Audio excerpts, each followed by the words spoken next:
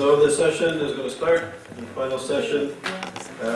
This session we have Dorit Nabel and Hadar Lubin.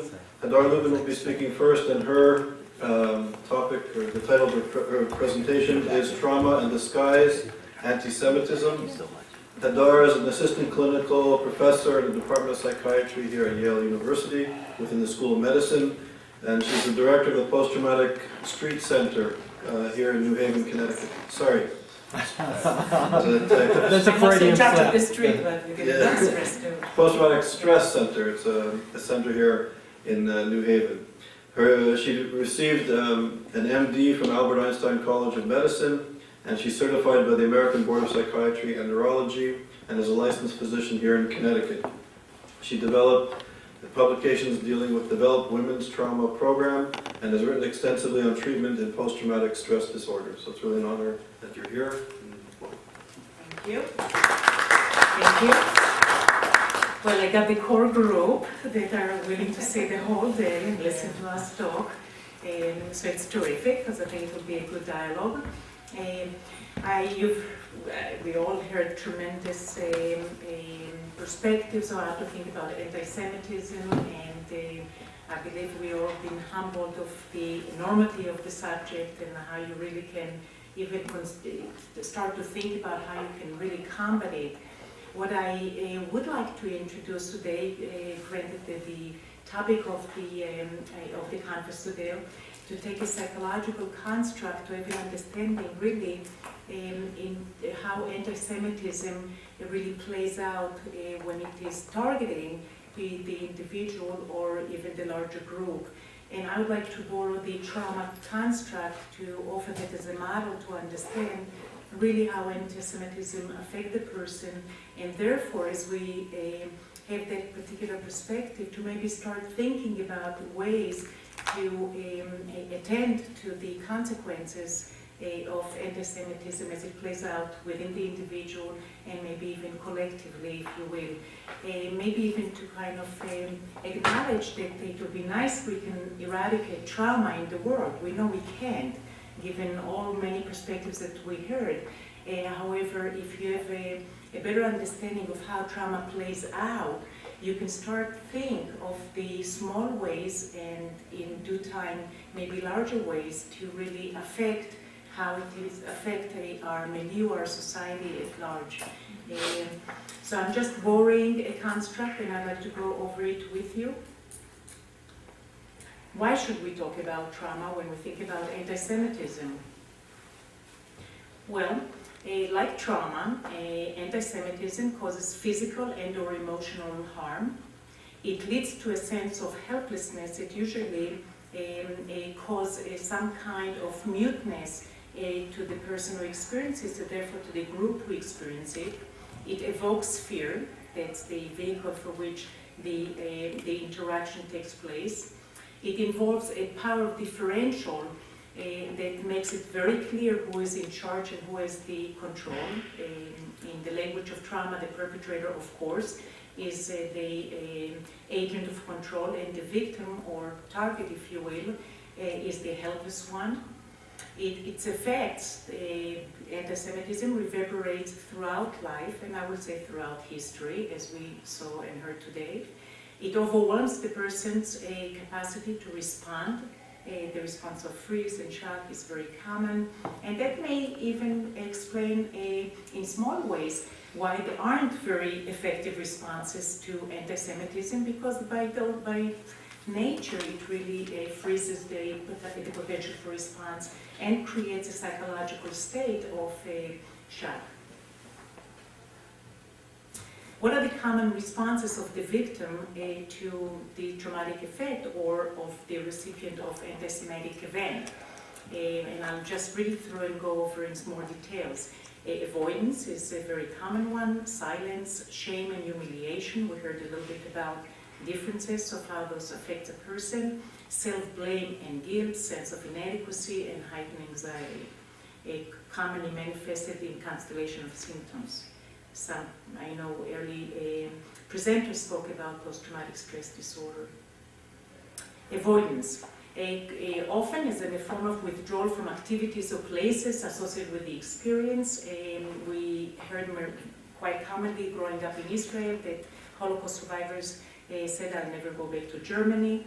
There can be something as clear as that, or avoidance that is very subtle, however has an enormous effect on the persons in terms of the capacity to mobilize both their personal aspirations, careers, and travel because of the effect of anti-Semitism.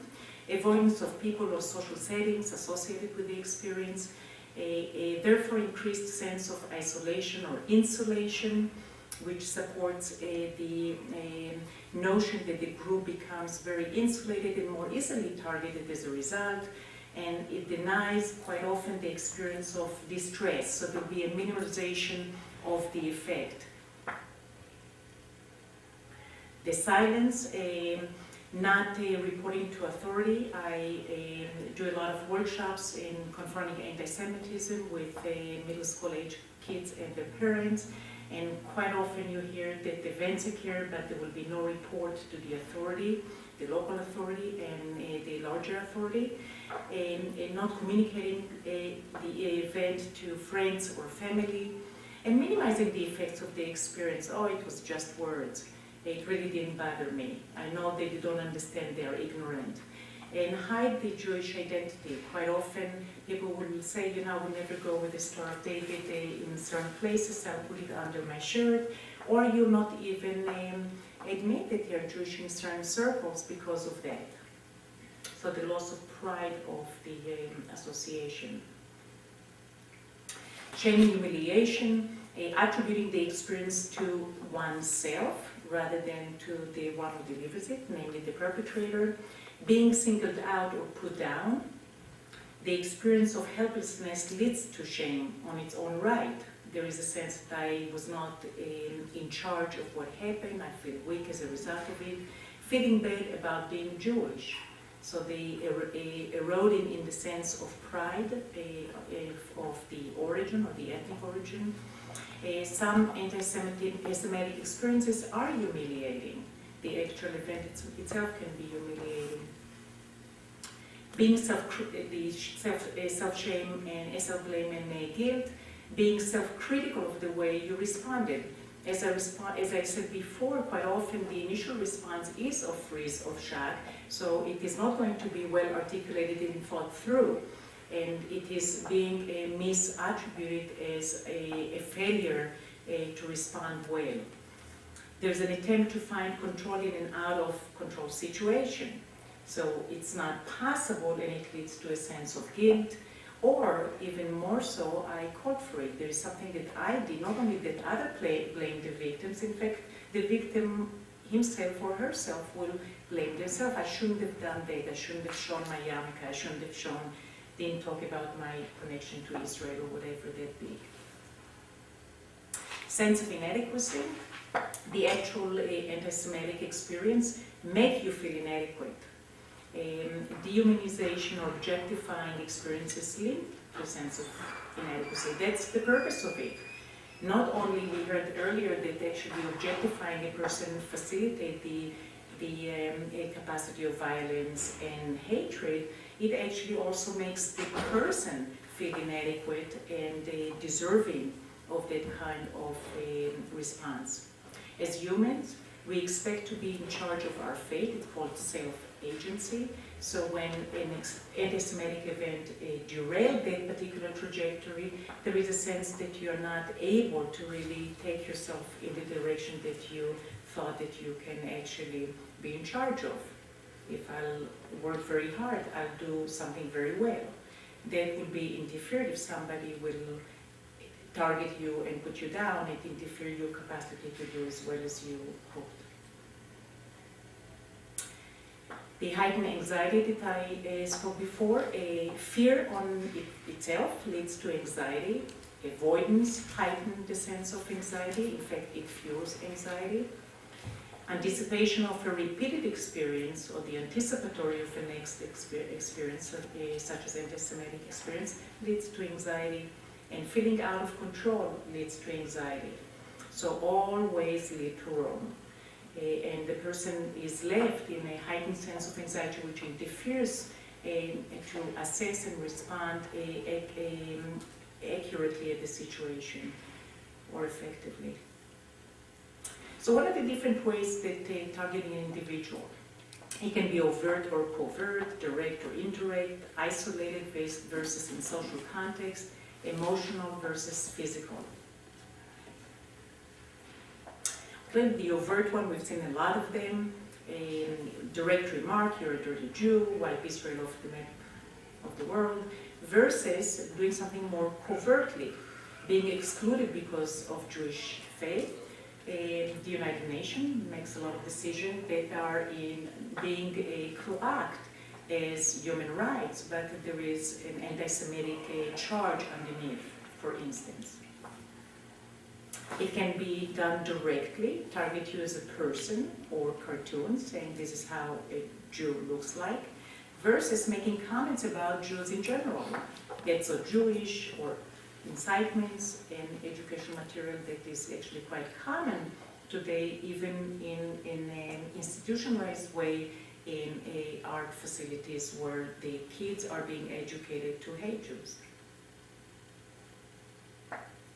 Isolated versus social context, encounter with the perpetrator without a witness, it happens in the privacy of the encounter, versus being targeted in a public place or through the media. We see a lot of it in the media where we all are subjected to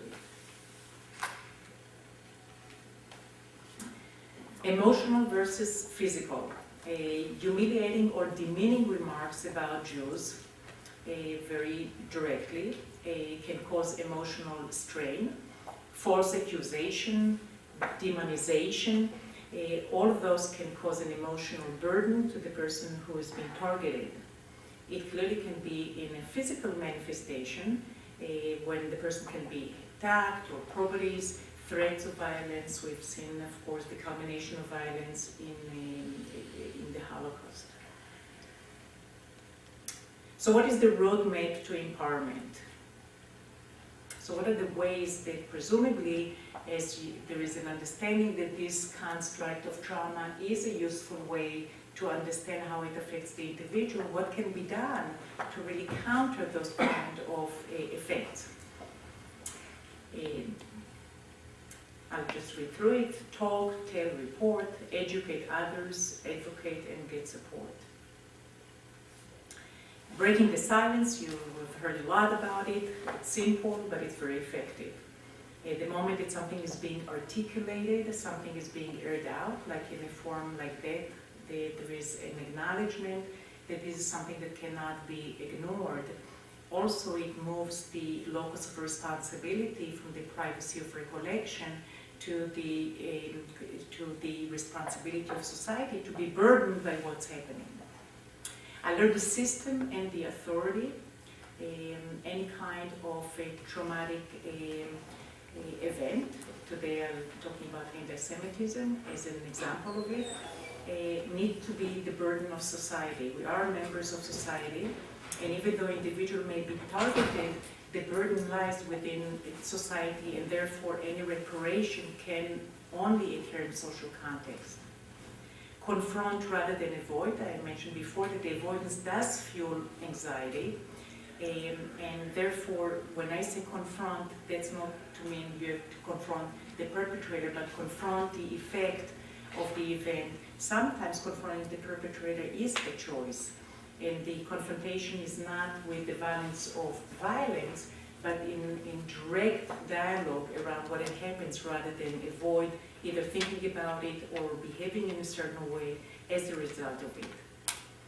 And of course the media responses. I show you too, there is quite a bit of an effort, pro-Israeli, counter dialogue in the media, in writing, to counter this kind of anti-Semitic rhetoric that we hear. Educate others. Combat ignorance. A lot of anti-Semitism is initiated from ignorance. Having information is useful. Educate the perpetrator and the bystanders. Some speakers did mention the bystanders. The bystanders is a particularly important agent because it can move from a passive stand of being somebody who stands by somebody else is being harmed to an active ally to the person who's been targeted.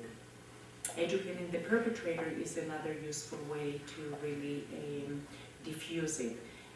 Of course, in a fundamentalistic mindset, probably education is a little bit too late.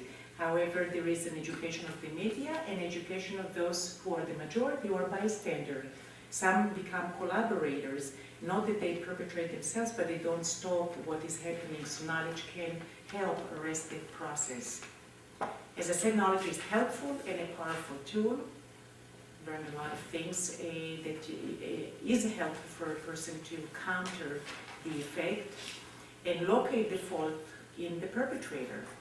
Because at the moment that the fault is located at the victim, it completely paralyzes the process of really trying to make any response and any reaction.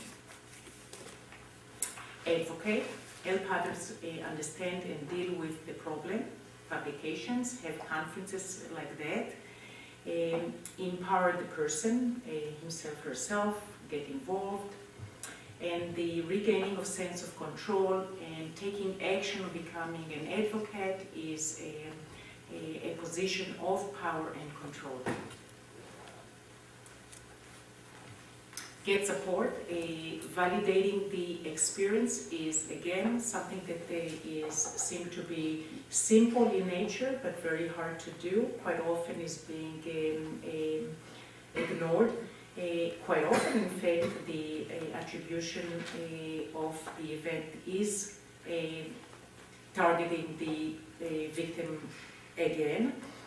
So validation prevents the automatic negative attribution that will take place as a result of the anti-Semitic event. Distance yourself from the perpetrator if education fails. If possible, isolating the perpetrator. Sharing the burden, making it a social urgency rather than an individual failure. And the power of numbers. Respond to an ally. Right, so what are the perpetrator dynamics that we can see that continue to facilitate and fuel anti-Semitism? Not taking the perpetrator seriously. Quite often people say, oh, those are just words, he really doesn't know what he's saying, or they are just a group of teenagers, what they know. So there is a sense of minimizing really the effect and the potency of making of a perpetrator or the perpetrator. Reframing the behavior, as I mentioned, just empty words when the words are written everywhere. Minimize the threat. This is crazy. They have no power to make any change, any difference. That's minimizing the threat, making the person or the group unready to deal with it. Be nice to the perpetrator with the hope they will like me. And maybe that would be somewhat provocative, but that's something that I think is quite common, and particularly in a group of in liberal thinking, is that there is an identification with the poor Palestinians, and if we will only be nice to them, then they will understand that we are humans, that we actually are good Jews. We are not as bad as they're depicting us, and therefore you will affect the outcome of it. That does not work usually. Blaming the victim, of course, it's easier to blame the victim, and the reason why, because the perpetrator is holding the power and usually is frightening, and if you to choose in what side to be, you want to be the side of the power, not the side of the powerless. And that's human nature, and that happens passively or actively.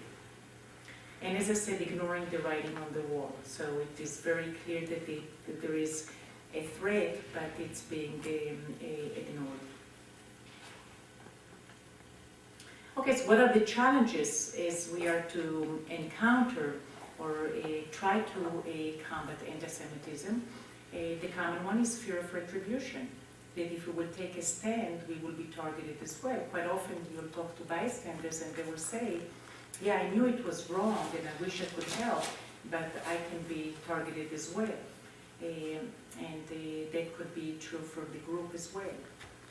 A lack of support, again, isolating and insulating the victim, cuts them also off from support. The microaggression, oh, we are overreacting to it, those are just, jokes. I mean, it's just, everybody uses that, so Jewish, it's just a joke or jab or whatever you. And of course, microaggressions in words can accumulate and build up and become macroaggressions, and they take a form of action. The notion of cycle of violence. Quite often the perpetrator is being viewed as, and appropriately so, quite often the perpetrator is a victim as well. But what about the accountability? Yes, indeed, sometimes the perpetrators are victims historically as well, and that may even fuel their wish to be in power, but the notion of accountability should stand outside of the vicious cycle of perpetration and violence. And I would like to propose also the identification with the aggressor, with the perpetrator, is very common fuel for anti-Israeli rhetoric. Quite often even Israelis are being viewed as, they are, like a former presenters mentioned, is that they are as well, are like the Nazis, they are the one in power, they are the one who are the aggressors. And they often that will generate anti-Israeli rhetoric, as I said before. I do want to mention the Anti-Defamation League as I'm a member or a trainer in the Anti-Defamation League, just as a good access for resources, and also the program of confronting anti-Semitism have been very effective in the state of Connecticut, in particularly to really address that from a very early age. And I'm going to stop here with your time. Thank you.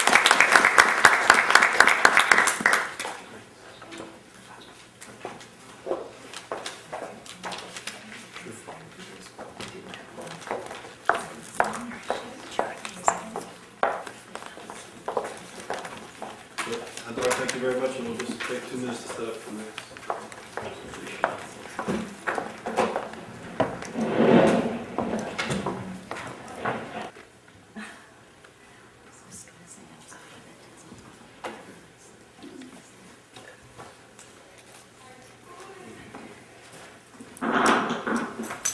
Okay, so now Narit Schnabel is going to speak. The title of her presentation is called Mixed Emotional Needs. Computers,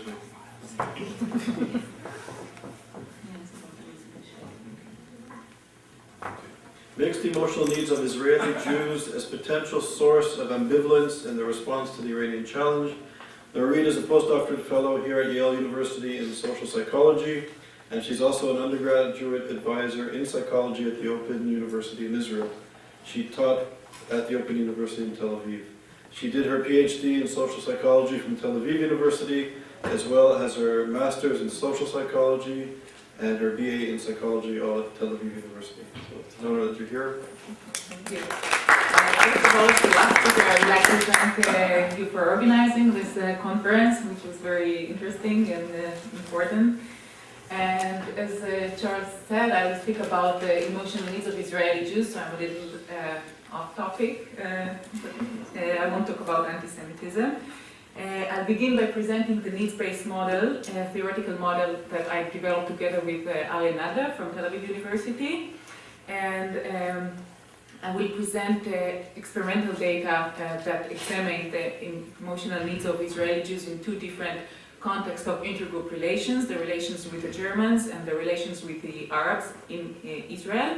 And I will show, or the data will show, that Israeli Jews experience divergent psychological threats and consequently divergent emotional needs in these 2 contexts. And I'll discuss the implications of this dual psychological experience to the response of Israeli Jews to the conflict in general, and to the conflict with Iran in particular. And I will finally suggest as an interesting direction for future research that some duality may exist in the stereotypical perception of Iranians as well, and it might also affect the response to Iran. First of all, I would like to begin by distinguishing between two general psychological, I'm not confused, between general approaches to conflict and conflict resolution in social psychology. The realist approach suggests that disputes between persons and between individuals are grounded in conflicts over material interests, such as money or land. So the idea in the realist approach is that conflicts are a competition over scarce resources. The psychological needs approach, in contrast, suggests that conflict threaten the adversary's basic psychological needs, such as the need for worthy identity or self-esteem, positive self-esteem, or justice or security, and as a result, they experience emotional states or motivations, such as the motivation to get revenge, that prolong and intensify the conflict. And theories that grew out of the psychological needs approach often criticize the realist approach for overlooking the importance of non-instrumental factors that contribute to the maintenance of conflict. However, having said that, it's important to mention that there is no realistic conflict between these two approaches, but rather they may be viewed as complementary. And therefore, when I present the needs-based model, even though my focus will be on psychological processes and mechanism, this is not to deny that other elements that are more, other processes that are more, or interests that are more instrumental or materialistic in their nature do not operate as well. They are just not the focus of the model or the conference. The main tenet of the needs-based model is that following the victimization episode, both victims and perpetrators experience a threat over certain unique dimensions of their identities, and these threats bring about different emotional needs. Other way to phrase it would be that transgression deprives both victims and perpetrators of certain unique psychological resources, and this deprivation brings about different motivational states. The model also suggests that victims feel inferior regarding their honor, their self-esteem, their perceived control, their autonomy, their power, and therefore they experience an enhanced need for empowerment. Now, empowerment can be manifested in many different ways. For example, one way through which victims can be empowered is by taking revenge of their perpetrators.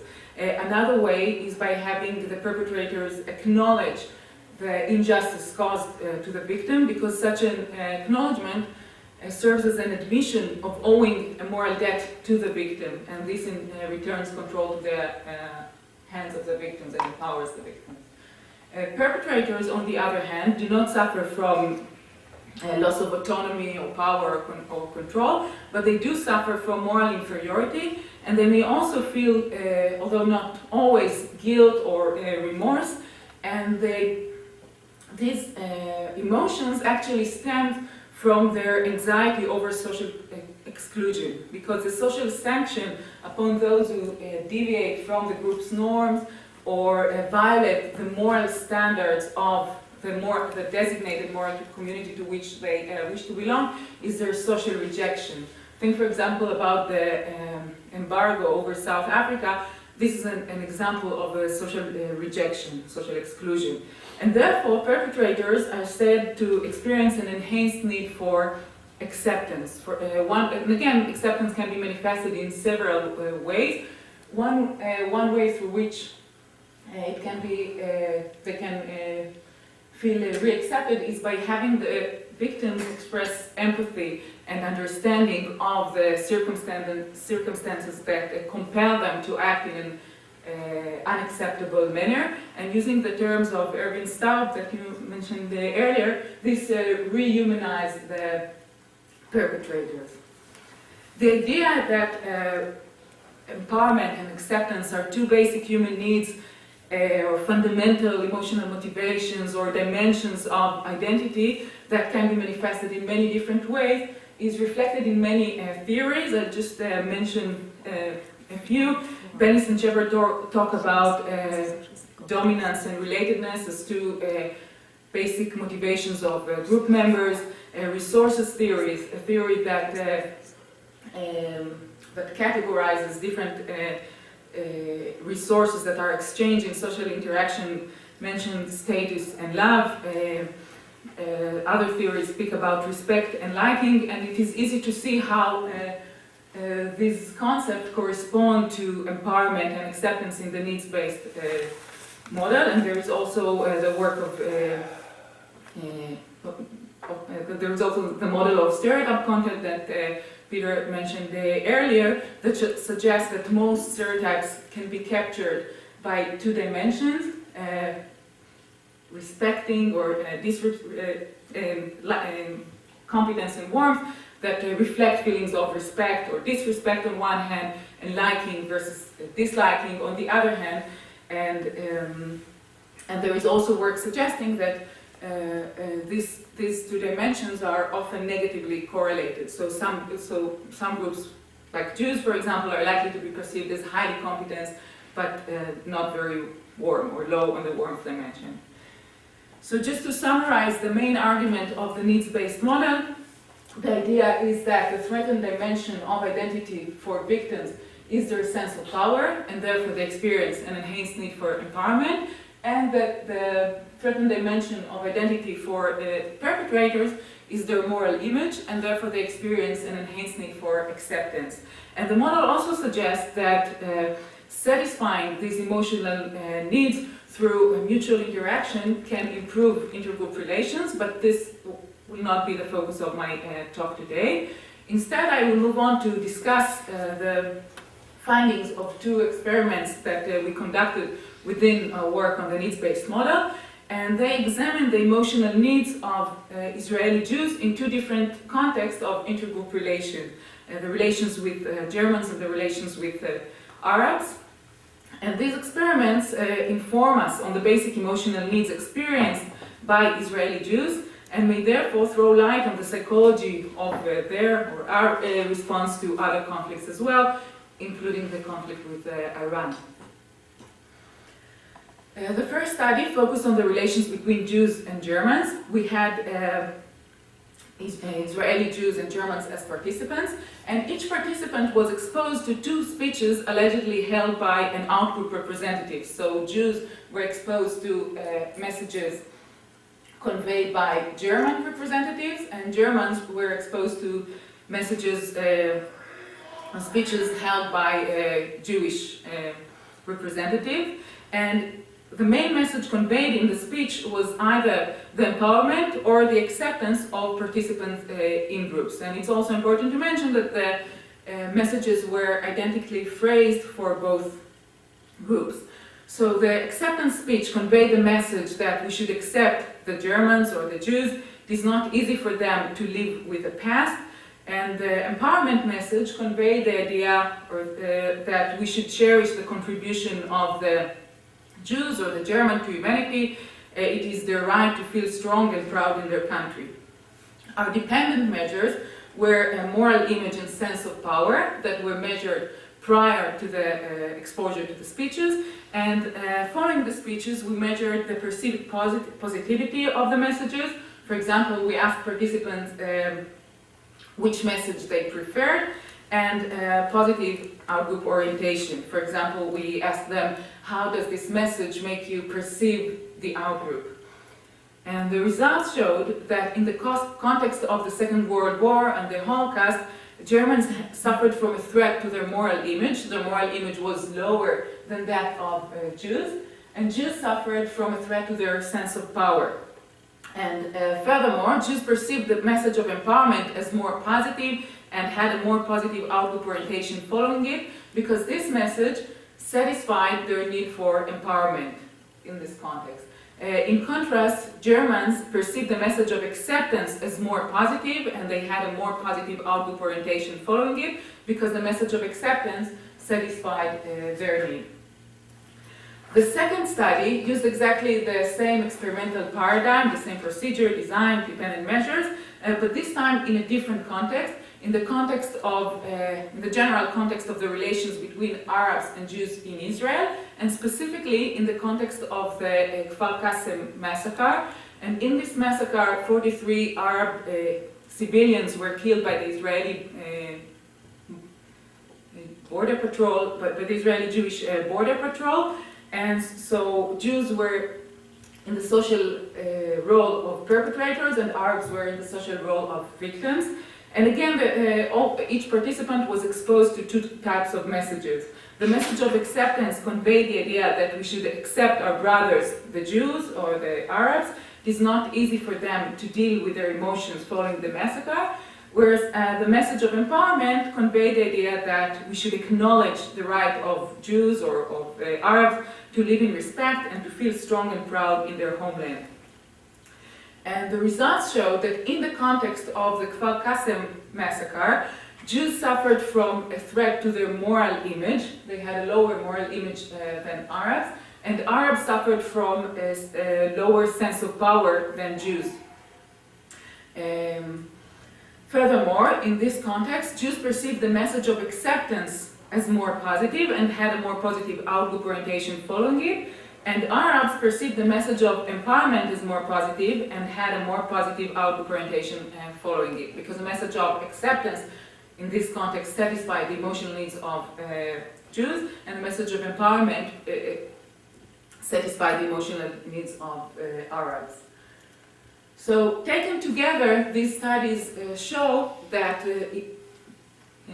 Israeli Jews experience different or conflicting, opposing emotional needs in different contexts. In the context of their relations with Jews, they suffer from a threat to their sense of power and experience an enhanced need for empowerment. And in the context of their relations with the Arabs, they suffer from a lower moral image, or from a threat to their moral image, and experience an enhanced need for acceptance. However, it can be claimed that this is not something unique about Israeli Jews. It is possible that members of many different groups experience different emotional needs in different contexts. For example, it is possible that members of some European countries experience a threat to their moral image when discussing the colonialist period and a threat to their sense of power when discussing the Second World War. And nevertheless, the two contexts that we used in our experiments, you can almost say that they define the Israeli Jewish identity. They are central to the Israeli Jewish identity, and therefore they are likely to be particularly emotionally charged among Israeli Jews compared to members of other groups. The Holocaust, the context of the Holocaust, which threatened the very right and ability of Jews to exist, is considered a major group trauma, and the context of the Israeli-Jewish conflict, which was defined by Batal as an intractable conflict, is prolonged, is violent, and it affects almost every aspect in the lives of the involved parties. And both conflicts, as I said, almost define the Israeli-Jewish identity and are reflected in language, in images, in myths, in collective memory. So therefore, they are likely to be particularly pronounced. The experience of these opposing needs is likely to be particularly pronounced among Israeli Jews. And further magnifying the experience of this emotional duality is the fact that while the context that we used in our second experiment, the Kfar Qasim massacre, is clear-cut in terms of the identity of victims and perpetrators, it is very clear that in that context Arabs were the victims and Jews were the perpetrators. The general context of the Jewish-Arab relations is not so clear-cut. On the contrary, what Nu and others suggested, it is characterized by a competitive victimhood, where both Israelis and Palestinians or Arabs often claim to be the real victims of the conflict.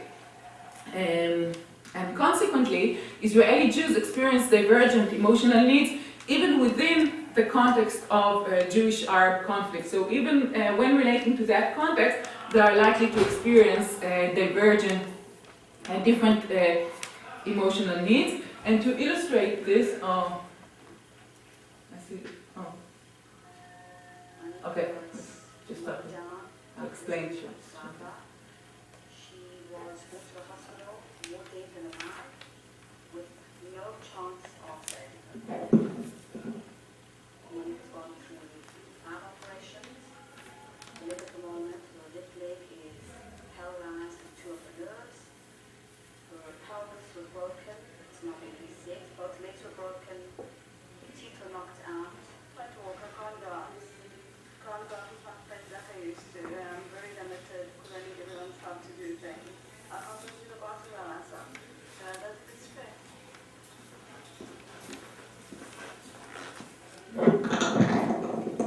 Okay, I didn't make, just started before I had a chance to say that this video will illustrate the emotional needs of victims. So particularly her last sentence, she says, I don't think it's fair, rather than saying I feel very miserable because of this injury. And this, I think, reflects the emotional need for empowerment, because the need for justice or fairness, as I explained before, justice is one form of social empowerment. So this video illustrated the emotional needs of Jews when placed in the social role of victims. And in contrast, this video illustrates the emotional needs of Jews when placed in the social role of perpetrators. So here there's an interview with an Israeli soldier that works in checkpoint.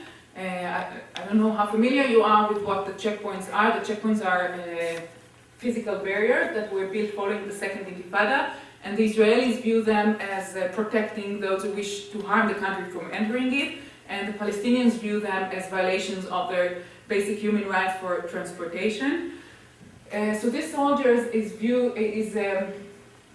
her job is to check the documents of the Palestinians that approach the checkpoint and decide whether or not they can pass. And she discussed the way in which she is viewed by the Palestinians.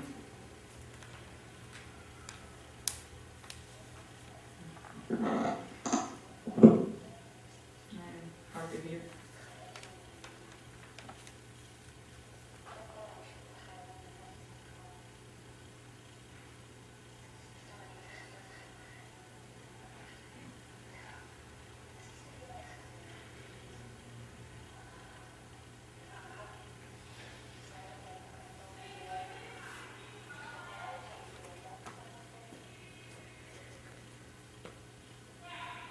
Okay, I don't know if you managed to hear, but again, the last sentence that she said exemplified the emotional needs of perpetrators.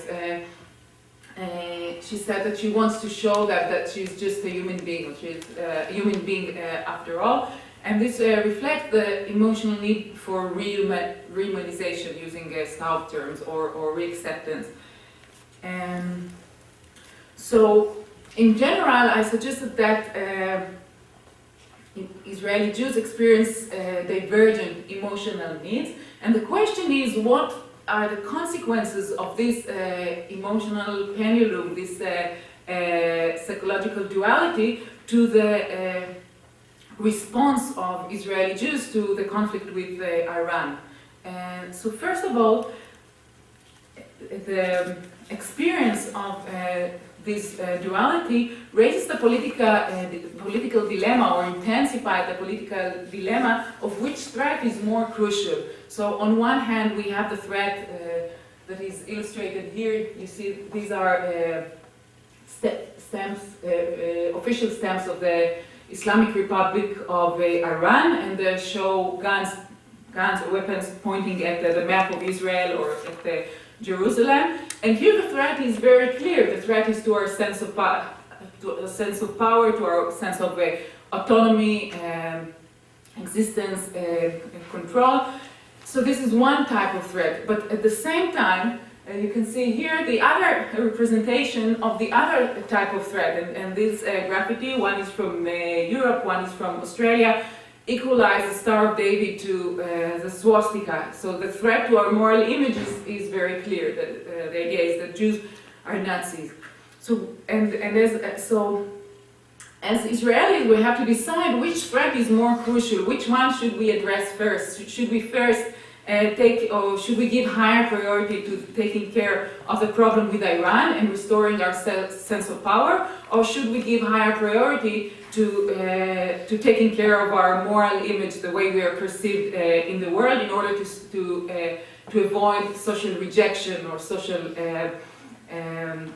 being under embargo or curfew or other forms of social rejection.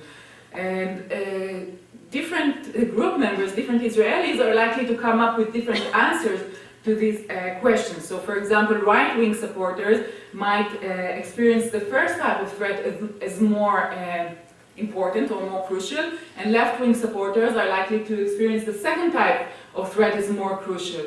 And this makes it very hard to find and to express a cohesive group voice, to make a clear group voice because of this duality.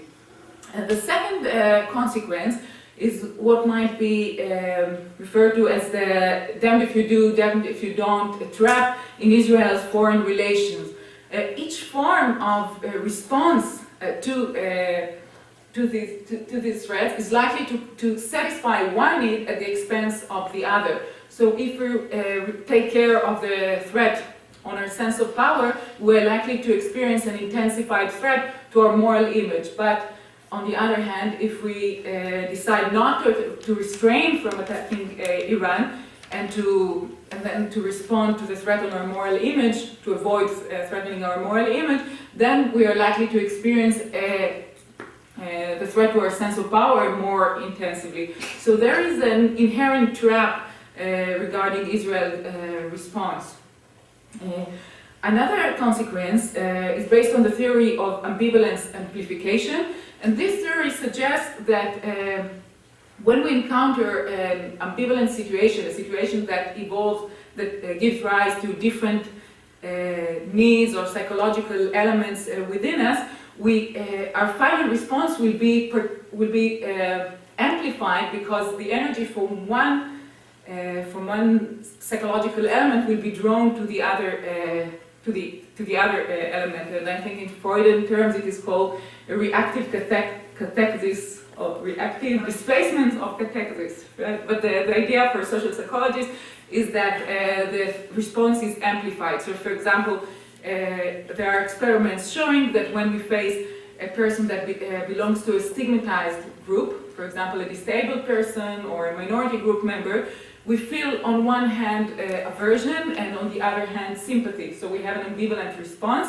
And our final response, whether it's positive or negative, is particularly amplified compared to the same response, compared to an equivalent response to a member of non-stigmatized group. So that's the idea of this theory, and when applying it to the context of Israeli response to Iran or to intergroup conflicts in general, the opposing needs are likely to result in a pattern of two phases. First, we'll experience a phase of vacillation, of indecisiveness, and it will be followed by an amplified response. And it is possible that the response in the Oferet Yitzhak operation showed this pattern, because most of the criticism, I believe, on the Israeli actions in this operation was not upon the right to respond to the attacks of the Hamas, but rather on the magnitude of this response. So it is possible that it is influenced by this psychological mechanism. And finally, as a future direction for research, I would like to suggest to take the same dimensions that I just used to analyze the needs of Israeli Jews, the emotional needs or dimensions of identity of Israeli Jews. So we can use the same dimensions to examine the stereotypical perceptions of Iranians by Israelis.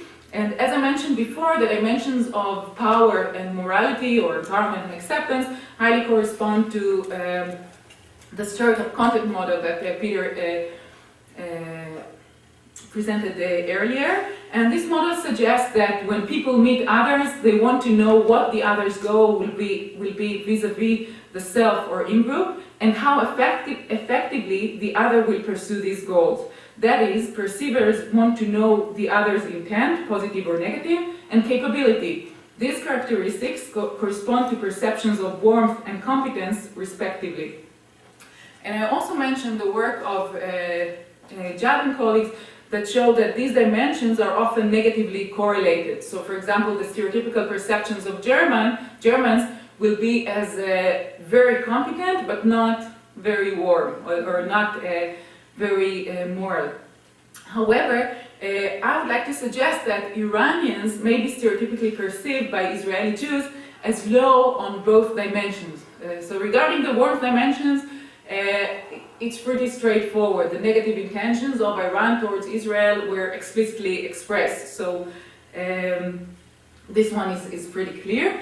And based on the work of Edward Said and others, I would also like to suggest that they might be perceived as low on the competence dimension, because non-Western peoples and cultures in general, and Muslims in particular, are stereotypically perceived as inferior to the West. They're perceived as passive, as primitive, as culturally underdeveloped, culturally, technologically, economically underdeveloped. So in general, they might be perceived as low on the competence dimension, and this might lead to questioning their ability to pursue their negative goals, to doubting their ability to pursue their negative goals. So on one hand, yes, they have negative intentions, but on the other hand, because they might be low on the competence dimension, maybe we shouldn't take them too seriously. So this is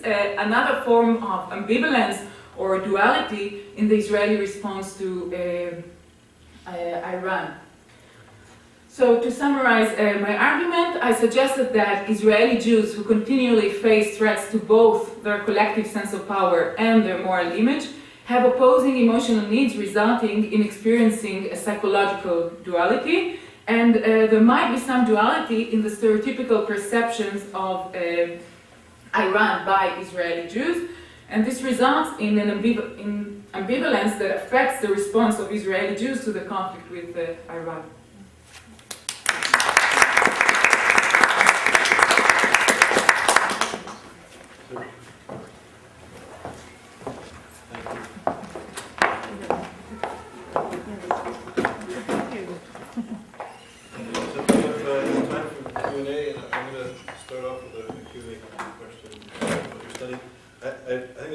I don't think the Israelis perceive Iran as passive and not a serious threat, for sure. And I was wondering we can't do this in your study. You can't do this with the Jewish-German relations. But I was wondering, in terms of the Jewish-Arab relations, you can sort of switch around the scenario to measure differences. So you look at a massacre of Palestinians by Israelis. Why don't you look at a massacre of Israelis by Palestinians and measure the response? And is there an inherent flaw in your study if you can't measure the reactions of both groups to similar situations? No, I believe that I didn't do it yet, but I believe that if I do the equivalent study, then I'll get the Arabs, when confronted with the facts about them being as perpetrators, they will experience an enhancement for acceptance, for understanding, for empathy. It's not something inherent about Jews. Yes, I would predict that if Palestinians read about terror attacks or other offenses conducted by Palestinians, in that context they will feel an enhanced need for acceptance and not for empowerment. This is one thing. The other thing regarding the Iranian, I'm not saying that that's the only thing that might paralyze Israelis because they think, oh, we shouldn't take them seriously. But this is one factor that operates there. For example, when I worked on the presentation in the paper, I saw that many times the atomic bomb is described as primitive. So they're saying, yes, they're getting an atomic bomb, a nuclear bomb, but it's primitive. It's like the bombs of the Russians in the 60s or something like that. So I think that this association or it might cause underestimation of their ability to pursue their goals. Maybe they're not taken seriously enough. I would actually, from the perspective that I presented, I think this is a good example where there is a minimization of the threat coming in relationship to what is the perpetrator threat to the existence of the victims, just to minimize or to empty the threat to just words rather than to an actual existential threat. So that's the way I would view it. Okay, I have a question to Nurit and question to Hadar. So to Hadar, the question like we, clinical psychology or psychiatry usually treat the victim and like with a great empathy. And I don't know like if there's a way to treat the perpetrator, what strategies do we have in psychiatry or psychology, and like what models? Is it trauma models? Is it models for borderline, other things? So this is the question. If we have anything that we can apply to this context. And question to Nurit, we talked today, might talk about goals. And I would like to play together, like to put your dimensions on needs, like to look at it as like some kind of activated goals. And we talk about goals, like goals are activated, and then once they are, when they are satisfied, they are reduced. So in your model, it looks as if like the two needs are some kind of static. And my question is, like, to what extent you think that it's dynamic? Because we know that in social contexts are dynamic, and so not in terms like it could be the dynamics could be resulted by the response of the other side, or even by the person himself. Like once he if someone experiences the need for empowerment and then he gets a feedback, so maybe this need is reduced and then another needs is increased. So I mean, the question is like if you can see, or if you think that there is a connection between the models of goals and models of emotional needs. And so that's it. Do you want me to answer first? I don't know, like you decide if you have like anything to say on it. Well, I think that I said before that it's in the context of what kind of perpetrator-victim dynamic and what useful in really paralyzing the effective response to say that most perpetrators are victims themselves, which I think it's true. However, in the context of your question, I'd like to answer it from the perspective that if you are treating a perpetrator who is also a victim, the treatment, the trauma model does help, because quite often the attempt to get to a position of power is stemming from the helplessness that inherent in the victim place, or alternatively, to have actually even more specifically trauma reenactment, where there is an identification with the perpetrator, where the victim chooses to take the position of power, become the perpetrator him or herself, and then be in a position that they can have some sense of control. So deciphering it from the context of understanding how the trauma affects the person would be useful in working with perpetrators. In my work, I work both with combat-related trauma in the VA setting with Vietnam veterans, that many of them were, it was actually a complex presentation where in their childhood suffered a lot of childhood abuse, been in the war and suffered work-related trauma, came back home and became victims of the homecoming, and then became perpetrators to their wives and children when they became perpetrators themselves. So the complexity of where they move from victim to perpetrator is enormous. So the so-called simplistic but yet kind of a very core perspective would be to go to the perspective of the trauma and how the victim can start empowering himself and therefore not need to take a violent mean of power or even mindless mean of power. I did not work exclusively with perpetrators, so not randomly, but I don't have a maybe specific experience just working with this population as a whole. I think that it's related to the second consequence that I mentioned, that there is a dynamic of satisfying one need and then experiencing the other. And I'll give two examples, one personal and one maybe from Stephen Hopfel's earlier presentation. So, for example, following the attacks by Hamas or by Hezbollah during the Second World War, I would feel, no, we have to respond to this, we can't shut up. And then, after we respond, I think, oh, but there is so much civilians that are being hurt, how could we do it? But it was not something that was not predictable, because that's what happens in war. And I feel that this is exactly the reason. The problem is that you satisfy one need and then you experience the other. And I think that Stephen's example earlier on about the Americans' response to 9/11 is similar. So first of all, everybody wanted to attack even before it was clear who is responsible for the terror attack. But later now you can see the response that part of it is related to why do we interfere with other countries, or considerations that are more related to the moral image. But again, this is not something you can predict before you act. It just reflects, I think, the different weights that is given to each need in different phases.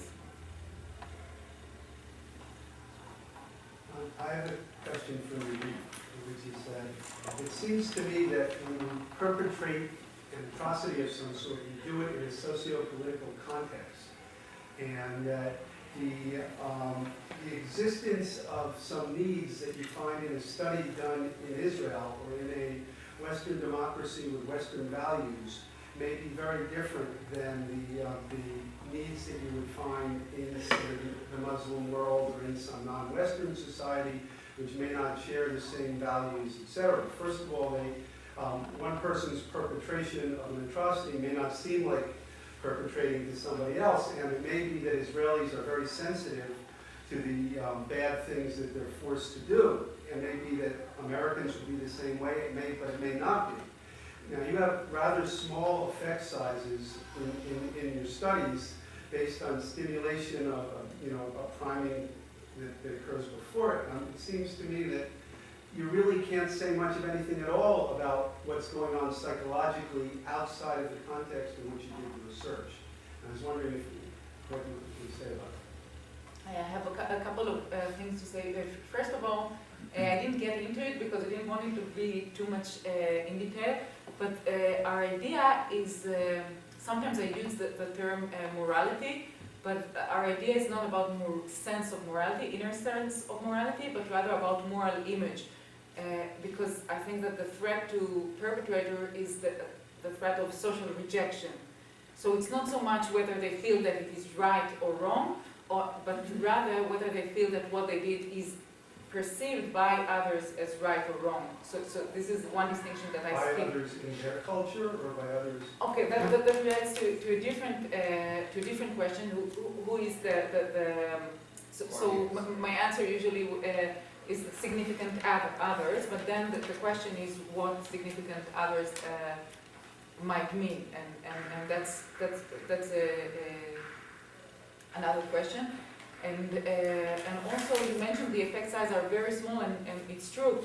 I think that beyond the situational placement of being in one social role or another, there are, because I did everything in the Western culture, I related to it as a personality variables, that maybe some people in general have a general tendency to experience the need for empowerment as stronger, and others may feel the need for acceptance as stronger. But of course, in the same sense, there might be cultural differences, and I didn't check them.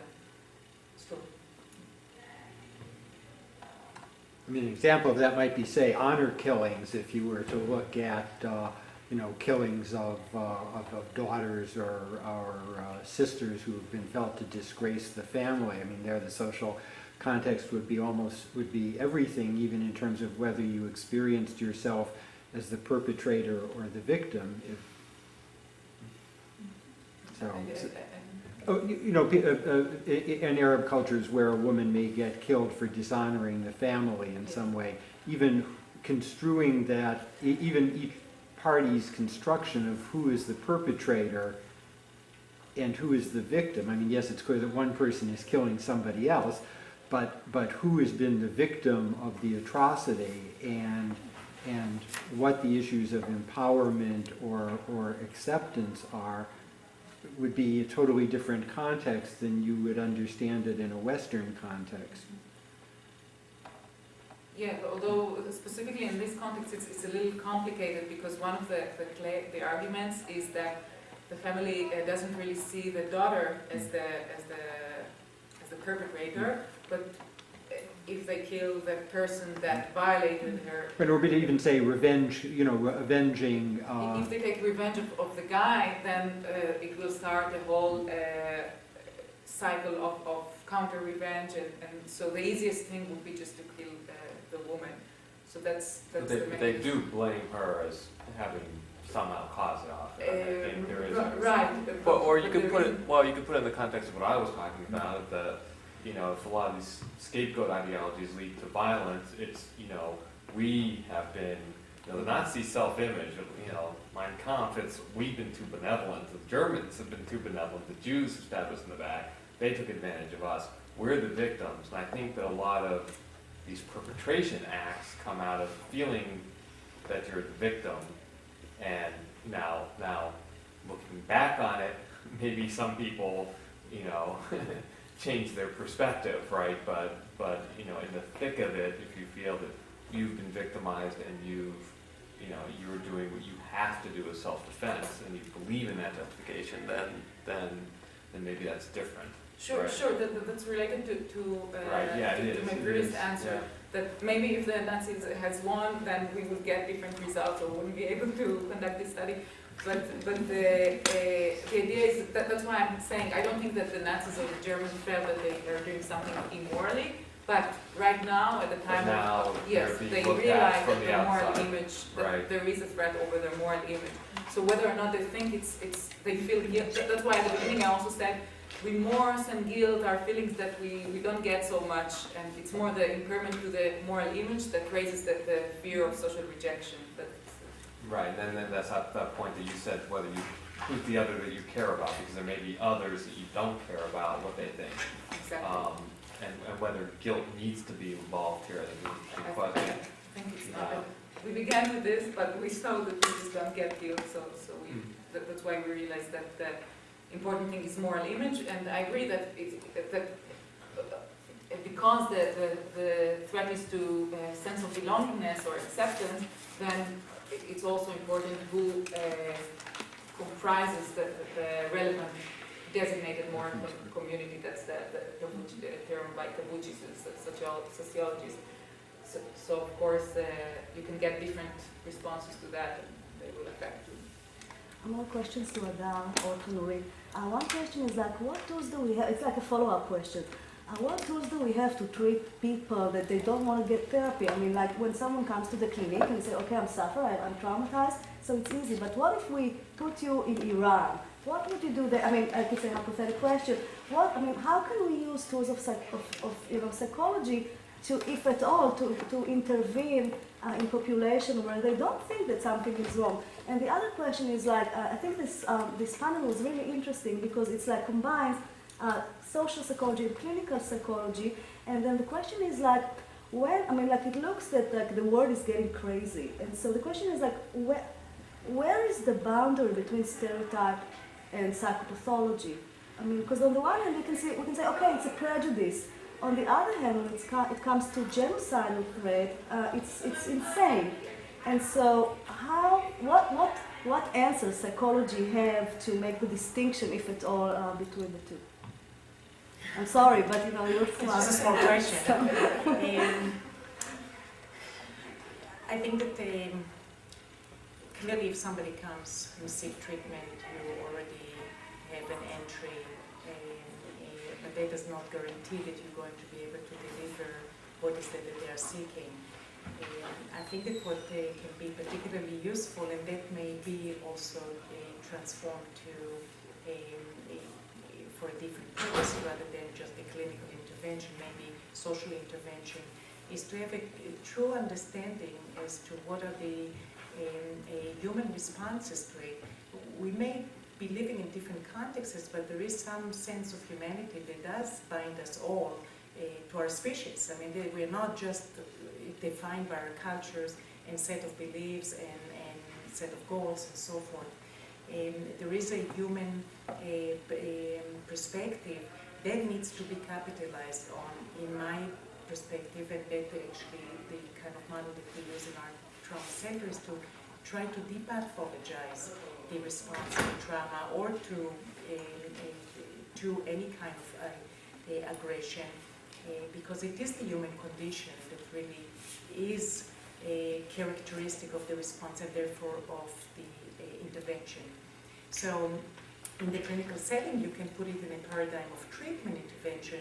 In a social setting, you can put it in a paradigm of interpersonal connections and how the responsibility to relate to one another and so forth and so on.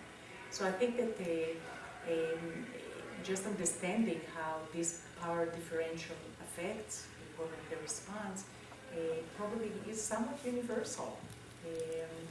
We may express it in different ways, but it's very universal. I think people do understand what it is to be oppressed, no matter what the context is. It does call for a certain kind of response.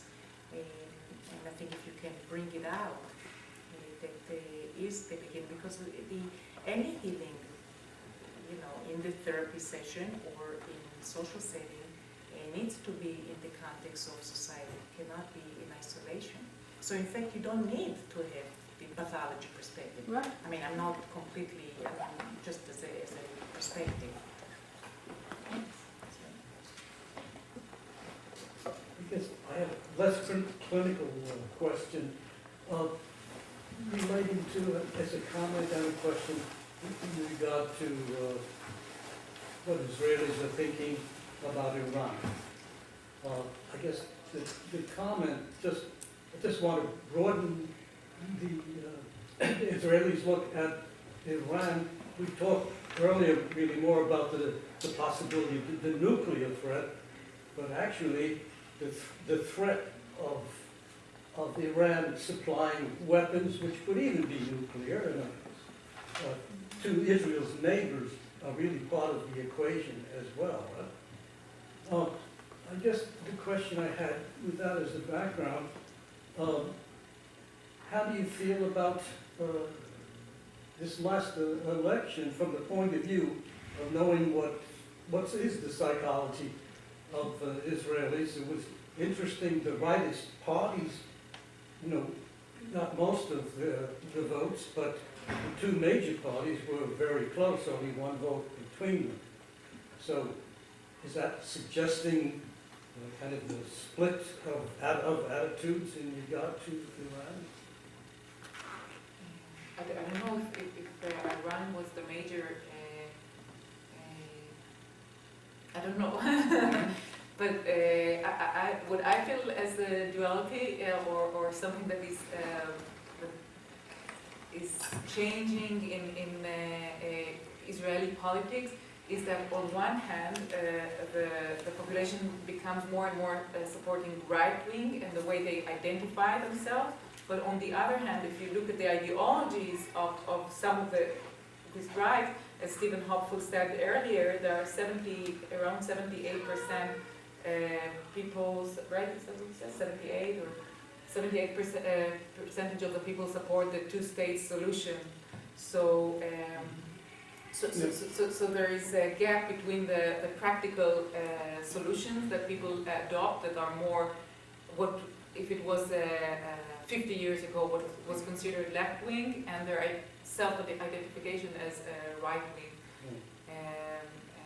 I don't know if that answers. But that's just a shortcoming of polling, because the majority voted for Hamas in the elections that they had. That led to the whole crisis in the last couple of years. Right, but on the other hand, it might be that I don't know how involved you are, but the recent elections in Israel were more about social justice. It was not so much about the conflict with the Arabs. So in a similar way, I think that the election of Hamas was highly related to internal issues within the Palestinians, because the Palestinian Authority was very corrupted. And I think part of the support of the Hamas is related to internal Palestinian issues. So it's not just about that. But don't you think that they read the Hamas charter that we had elaborated for us? Yes, they probably, I'm not trying to justify, but I'm just saying that part of it is internal issues. It was not just about, a lot of it was about the rejection of the corruption in the Palestinian Authority, because they got a lot of money and didn't get the people themselves, so there was a lot of frustration about it. And also, I don't know, Paul's, it also depends on how much we believe in Paul's. I'll give you 2 cents to the first question. I think the fact that Netanyahu reached out to Barak, even though the Labour Party suffered losses in the election, sends a very clear signal to Tehran that this is the type of government that needs to be in place to deal with the Iranian threat. So he didn't reach out to other parties that were probably more appropriate for an effective coalition. So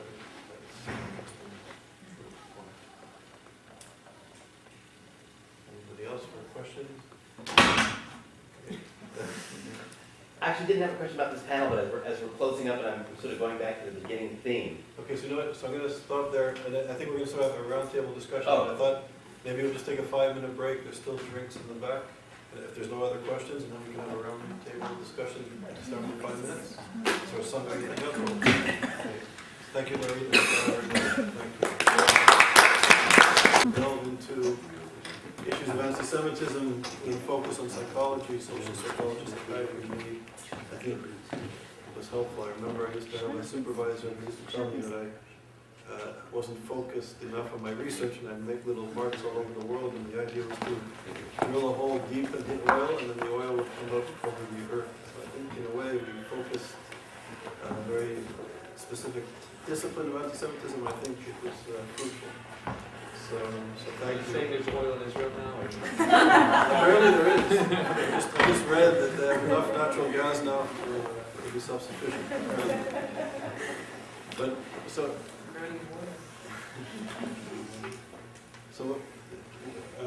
anybody like to comment on the day and some of the issues that were raised and ideas for research, thoughts, concerns? This is more emotive than rational, so forgive me. But thinking through the whole day, and again being at Columbia and struggling with this idea of the Columbia faculty, some of which are, I think pro-Israel but silent. Some of the faculty are very anti-Israel, both Jews and non-Jews, and things like that. And it occurs to me that in terms of some of the silence, the feeling I had through a bunch of the speeches were that where we are as Jews in terms of this movement of civil rights and increasing tolerance is that we're like where gays were in the 1950s. It's kind of like half of us, some of us are out of the closet, and the other half feel like, no, it's really bad to be a Jew. There's a sense of that. And I was trying to find an analogy of where we are in terms of civil rights movement, and that's the one. I don't know how anyone can relate to this, or it just sounds crazy, really but that's nice where it was. thing to throw out there. I have to chew through that. Yeah. In terms of the struggle of, in terms of struggle of, and I like this thing about, report incidents, that the ADL was doing with Hadar, report these incidents, stand up for these things and do that. But it did sound like something like, do we have to learn this now? It's so funny that we have to learn this now, and yet we seem to have to relearn those principles, of coming out of this closet.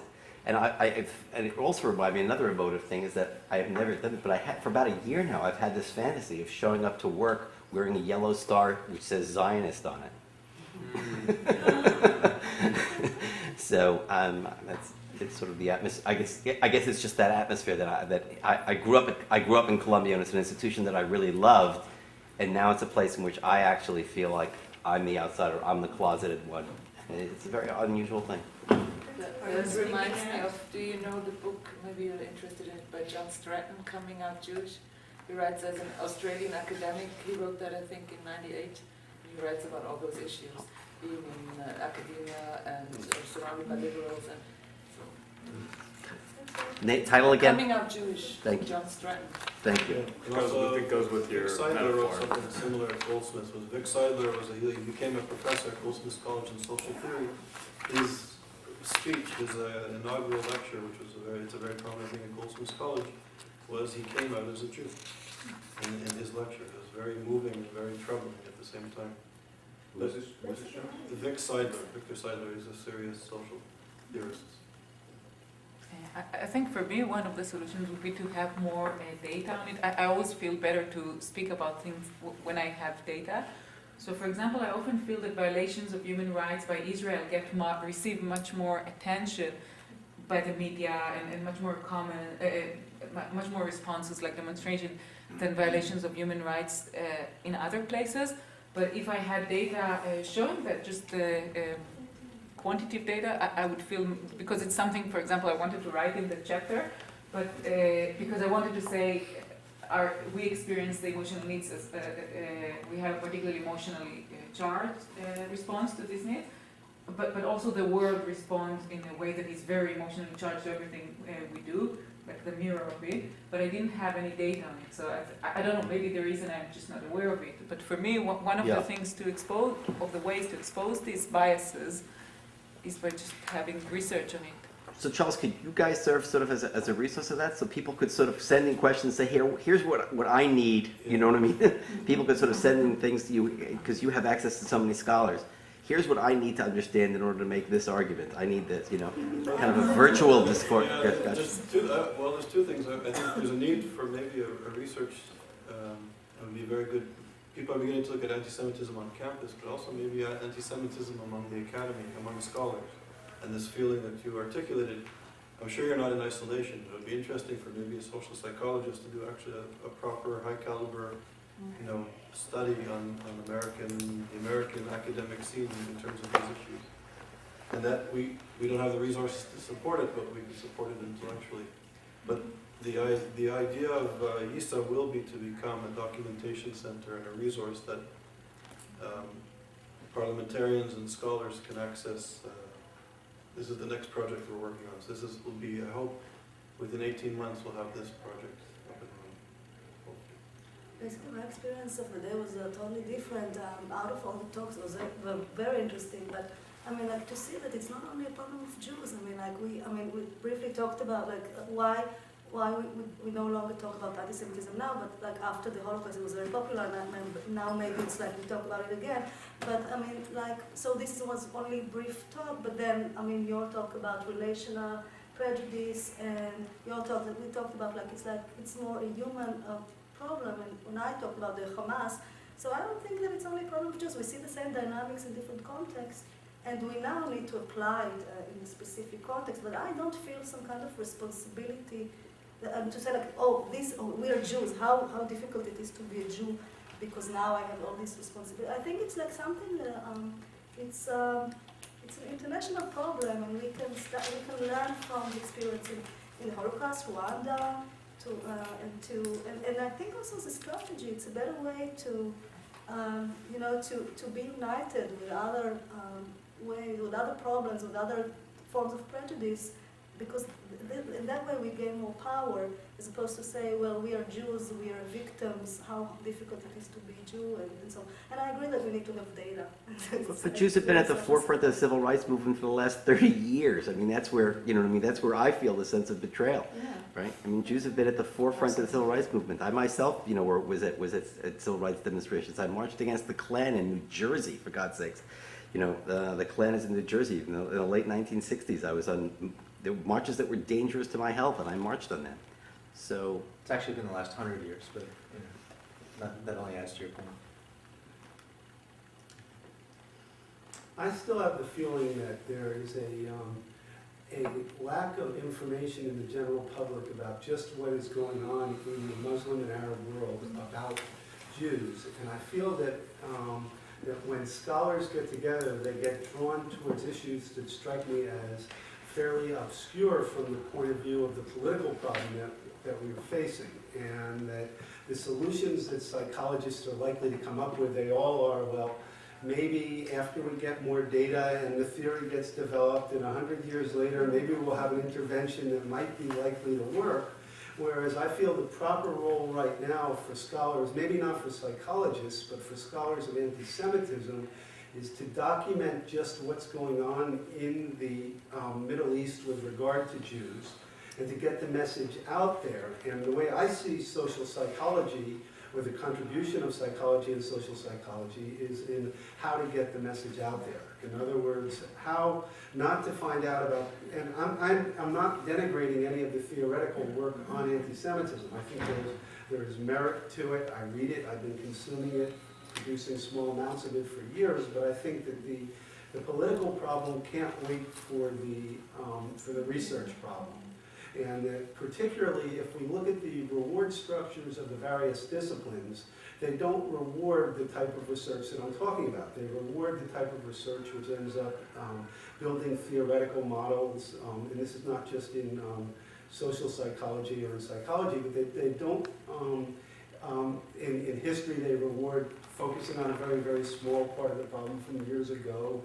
In the humanities, in English, I'm not exactly sure what it is they're doing, but I think that's my ignorance. But in any case, they never quite get back to the real problem at hand. And I come away from these conferences often with the feeling that if you can't convince the anti-Semitism researchers that there's a problem and a task, then the problem is bigger than I thought. I guess that's sort of an outside perspective here, but that's my feeling. I just want to say, the scholar of the humanities, that they do actually work and try to figure out why things happen, just not from statistics, but from other tools. I'm willing to believe it. I just think it takes an awful lot of investment to catch up with it. Picking up on that point, how do you perceive the role of researchers and YIISA, other groups of this type, relating to interacting with political leadership so that changes do occur, rather than doing research without moving it up into action?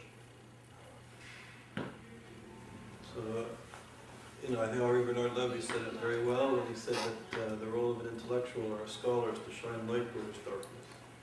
And I hope, given the social and economic and political and cultural reality that we're living in the moment, and the crisis and the emergency when it comes to issues of anti-Semitism and genocidal anti-Semitism in particular, vis-a-vis the social movement of radical Islam, not to be confused with Islam. I think it has to be a very powerful distinction, because actually I think Muslims are the biggest victims of this extraordinarily reactionary genocidal social movement.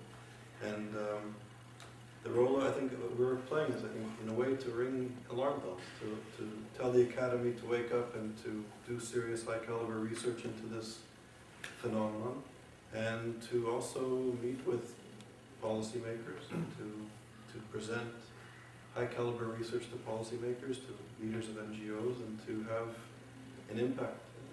And I think this is the responsibility and the moral obligation of scholars. And ethically speaking, if you have the time and resources to sit back and to read and to think, and you know of a problem, and you're in the ivory tower, it's worse than being ignorant. It's morally reprehensible. And I think that we as scholars have to engage students, faculty, and the public, not as ideologues and not as politicians, but as high caliber scholars. I think that we also cannot just focus on students and educating students.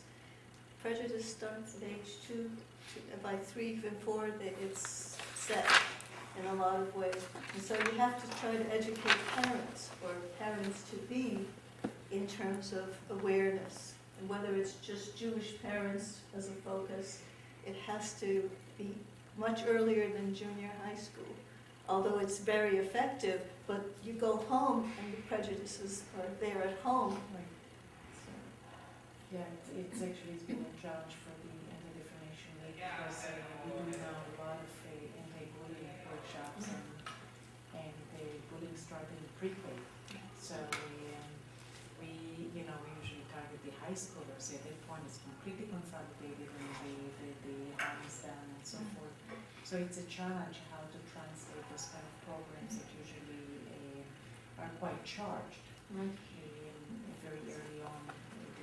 That's true, of course, for any kind of operational prejudice. But you can also show anti-Semitism as the ultimate bullying and what it can lead to. You know, you start out by pushing somebody and then you punch somebody and then you call them all kinds of names. And that's just the basic essence. That's where it starts. And so it'd be nice to have some kind of a connection, even if it's an indirect connection.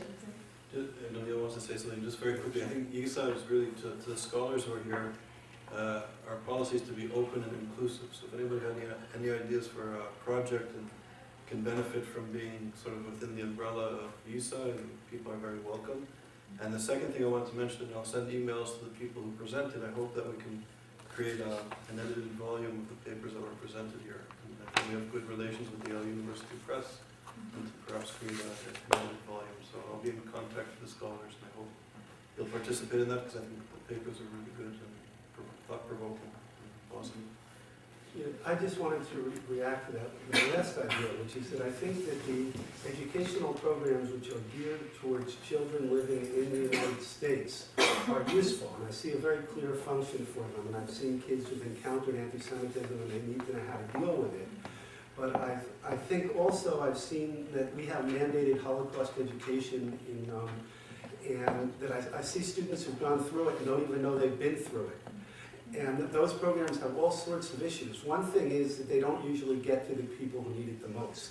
They're not given in the right countries, they're not given, the right people don't pay attention to them. And even when they're done, they're often done by people who aren't that well trained in what they're doing, they teach the wrong lessons. So I don't have really high hopes for stopping the tide of global anti-Semitism through programs that address towards children, young, middle, or older in the U.S. I'd like to see college students and other people become active in getting at the real problem, which is the socialization for intense hatred, which is taking place in many Middle Eastern countries.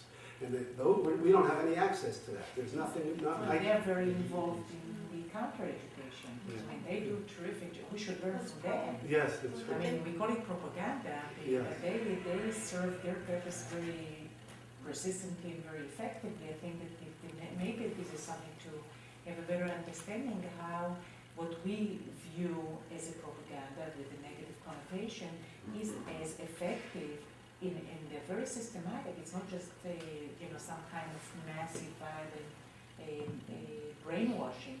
It is a very organized way to teach their children to hate Jews.